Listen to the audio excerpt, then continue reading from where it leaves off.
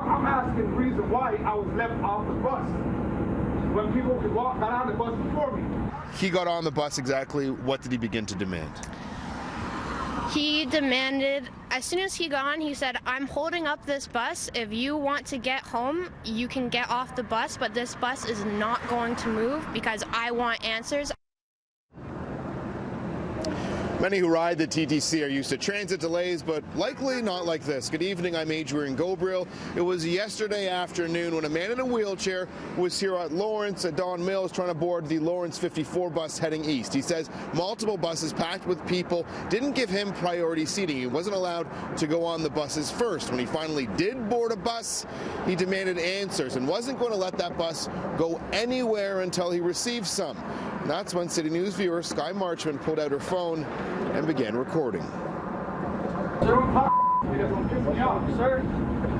then why didn't you complain to the last bus driver? Why didn't you say, ask them for other people to get off? Maybe I did ask, but the bus driver didn't give a He didn't give a As much as it was a delay for you, you also can sympathize a little bit with what he was going through. Of course, everybody understood. Even afterwards, when we all got onto the next bus, everybody had that conversation of, you know what, this was a real inconvenience, but we all understood. Even though the man holding up the bus knew that he was being recorded, CityNews has decided to blur his face.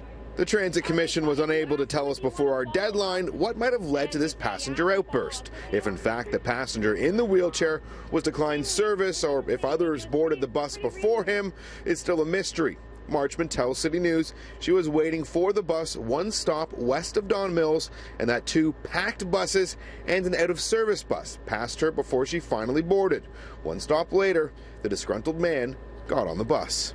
There's been some progress, but it's still a situation where passengers with disabilities are very much second-class citizens on the public transit system, both in Toronto and across Ontario. Accessibility advocate David Lepofsky notes that the Ontario government passed legislation for the province to have fully accessible transit by 2025, though there's still bus stops in Toronto that are not wheelchair accessible. Are you aware of new transit projects, new funded projects that don't meet accessibility standards?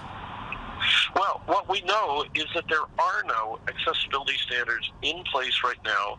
There are problems with the design of the transit stations on the new Eglinton Crosstown station.